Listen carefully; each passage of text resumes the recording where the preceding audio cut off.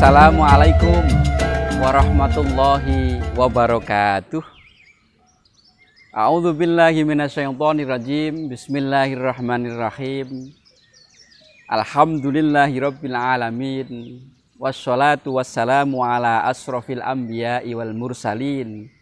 Sayyidina wa maulana Muhammadin wa ala alihi wa sahbihi ajmain.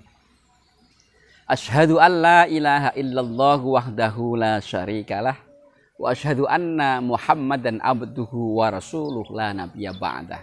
Amma ba'd. Sahabat dimanapun berada, suatu hari Kanjeng Nabi Muhammad sallallahu alaihi wasallam berkunjung ke rumah Sayyidina Abu Bakar As-Siddiq radhiyallahu anhu.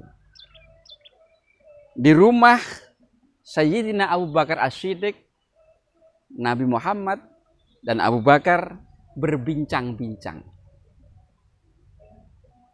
Ketika dalam keadaan berbincang-bincang begitu, tiba-tiba ada seorang Arab Badui yang mendatangi Abu Bakar As-Siddiq radhiyallahu anhu. Tiba-tiba saja si Arab Badui itu mencaci maki, marah-marah kepada Abu Bakar As-Siddiq radhiyallahu anhu. Mendapati dirinya tanpa babi bu begitu, dengan tiba-tiba saja dicaci maki oleh si Arab Badui, Abu Bakar As-Siddiq tidak menghiraukannya. Ia diam saja. Mendapati Abu Bakar As-Siddiq dicaci maki dan diam saja, Nabi Muhammad sallallahu alaihi wasallam tersenyum. Si Arab Badui mencaci maki, tapi kok malah dibiarkan saja, dia semakin meninggi. Dia semakin mencaci maki, mencela Abu Bakar As-Siddiq radhiyallahu anhu.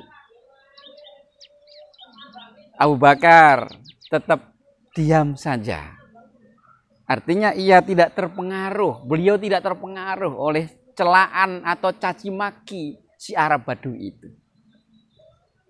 Mendapati Abu Bakar As-Siddiq diam saja, ia tidak terpengaruh oleh caci maki yang dilakukan oleh si Arab Badui itu. Nabi Muhammad sallallahu alaihi wasallam tersenyum.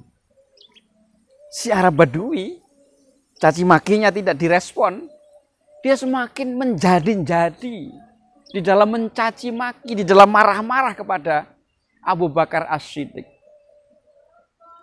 Abu Bakar As-Siddiq dicaci maki yang kesekian kalinya sudah bahkan semakin menjadi-jadi. Secara manusiawi beliau merespon dengan marah-marah pula. Maka terjadilah perang mulut istilahnya. Mendapati keadaan yang demikian, tiba-tiba Nabi Muhammad sallallahu alaihi wasallam meninggalkan Abu Bakar As-Siddiq bahkan tanpa salam. Abu Bakar As-Siddiq kemudian bingung. Ini orang yang sangat ia hormati, yang sangat ia cintai, tiba-tiba meninggalkan dirinya bahkan tanpa salam. Ia bingung.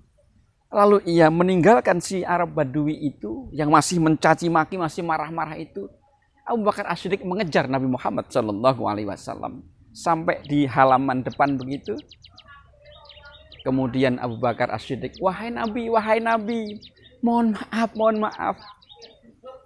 Kenapa engkau meninggalkan diriku bahkan tanpa mengucapkan salam? Wahai Abu Bakar, ketika engkau tadi dicaci maki, dicela oleh si Arab Badui itu, engkau tetap sabar, engkau tetap diam saja, tidak meresponnya. Aku melihat ada serombongan malaikat yang turun, yang berada di sekelilingmu, yang kelak akan membelamu di hadapan Allah Subhanahu wa ta'ala. Oleh karena itulah aku tersenyum melihat kehadiran para malaikat itu. Ketika si Arab Badui itu semakin mencaci makimu yang kedua dan engkau tetap diam saja, tidak meresponnya, engkau tetap sabar. Aku melihat datang lagi rombongan malaikat yang lain berada di sekelilingmu. Mereka akan membelamu di hadapan Allah Subhanahu wa Ta'ala. Aku tersenyum kepada para malaikat itu.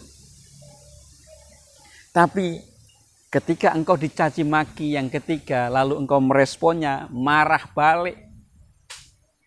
Aku melihat rombongan malaikat itu pergi semua meninggalkan dirimu. Kemudian diganti hadir rombongan iblis.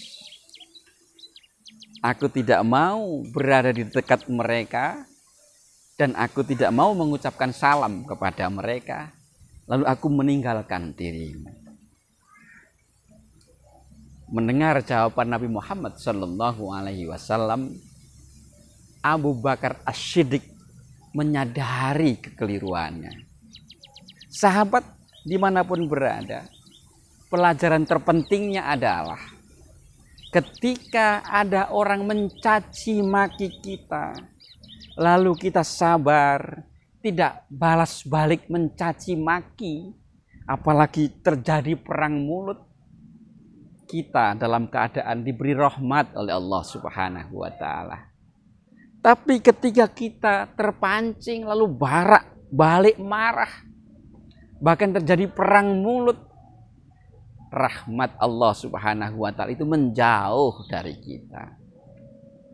Semoga riwayat ini menginspirasi kita untuk bisa bersikap bagaimana kita bersikap ketika menghadapi situasi yang demikian.